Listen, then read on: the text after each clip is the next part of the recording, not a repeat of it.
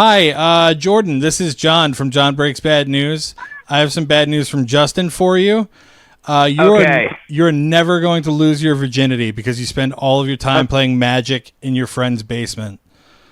Okay. That's also true. I do enjoy that game. I appreciate you calling and telling me that. Also, everybody wants you to lose your virginity, but that's not Well, how you're going to I make would. it happen. I'd also very much love to do that myself. You got to go outside. It's been a rough time. It's been a rough 31 years. Let me tell you, man.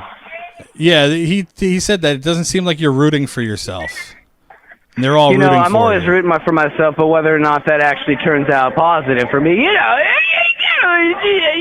just doesn't happen.